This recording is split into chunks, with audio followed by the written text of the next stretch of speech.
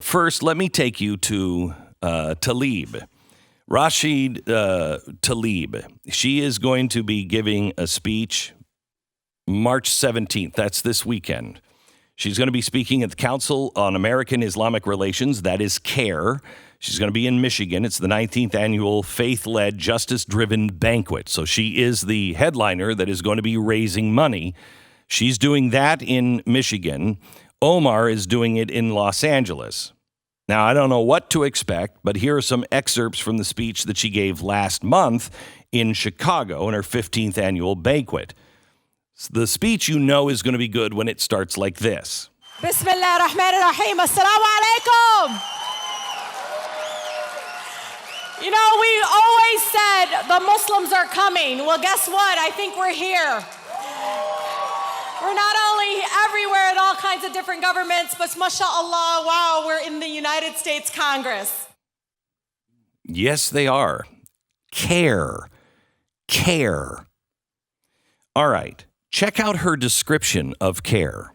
Thank you so much for inviting me to support a civil rights organization that is around the unified fight against hate and racism in our country.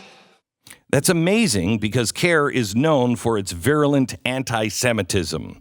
Now, it's important to remember CAIR's ties to the Muslim Brotherhood. Think of CAIR as a spin-off, a sister organization of Hamas, because that's who it is. The two founders originally worked for via a Hamas offshoot organization, the Islamic Association of Palestine, which I just told you. A 2009 article in Politico says feds designated CAIR a co-conspirator with the Holy Land Foundation, a group that was eventually convicted for financing terrorism. Remember, CAIR is the propaganda arm set up by the Muslim Brotherhood. The United Arab Emirates has designated CAIR. The United Arab Emirates has declared and designated CAIR a terrorist organization. In 1993, CAIR spokesman Ibrahim Hooper told a reporter for the Minneapolis Star-Tribune, quote, "I wouldn't want to create the impression that I wouldn't like the government of the United States to be Islamic sometime in the future," end quote. In 1998, CAIR co-founder Omar Ahmad said, quote, "Islam isn't in America to be equal with other faiths, but to become dominant. The Quran should be the highest authority in America, and Islam is the only accepted religion on earth," end quote. Now, Tlaib gave a little background, her background in the story. Listen. Sometimes I think, alhamdulillah, I grew up in Detroit because it made me a better Muslimah. It did. I didn't grow up seeing everybody that looked the same like me. I grew up with people that were oppressed before my Palestinian family in Israel did. Now notice a slight underhanded jab at Israel. It's one of many in her speech and indicative of the growing anti-Semitism among Democrats, especially with Tlaib and Omar. Most of the speech, as you can imagine, is a long rant about the evil Donald Trump. That is the light that we have now, brothers and sisters. Don't let anybody take that from us. Don't let anybody let us dim down. This is the time for us to speak up. I don't want us to sit back when he calls Mexicans a rapist. I need our community and the Muslim community to say, hell no.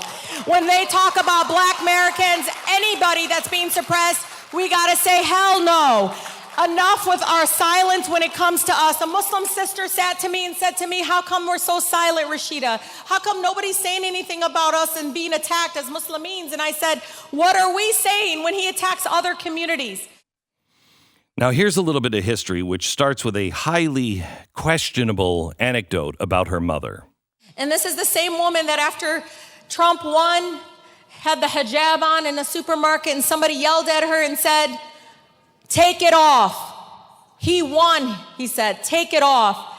And she beautifully responded, you don't understand. Jesus was born in my country, in Palestine.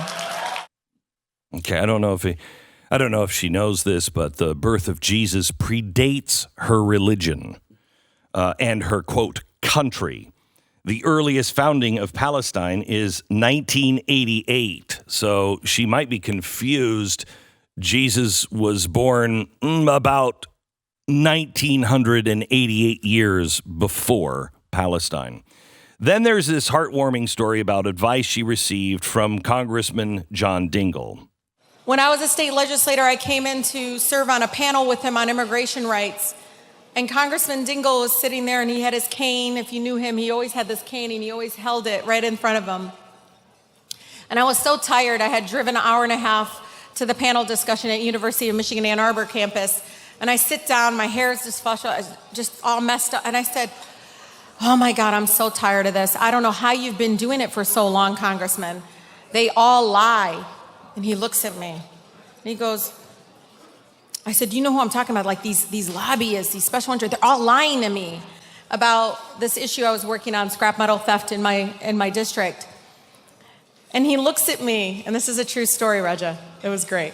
He looks at me, and he goes, young lady, there's a saying in India that if you stand still enough on the riverbanks, you will watch your enemies float by dead. I don't know why. You have to know. At that moment, I felt so much better, and I have no idea if that's really a saying. I'm not sure, but mashallah, like that's the kind of person he was. Right. I don't even know what that story means. She wants to see her enemies dead, which would lead me to who are your enemies? How does that relate to your opening statement? How does that relate to the oppression that your family has faced at the hand of Israel? It's kind of an interesting little story, but I wouldn't be telling that to a group of people who have been designated a terrorist organization by the United Arab Emirates and as a co-conspirator of terrorism by the United States government.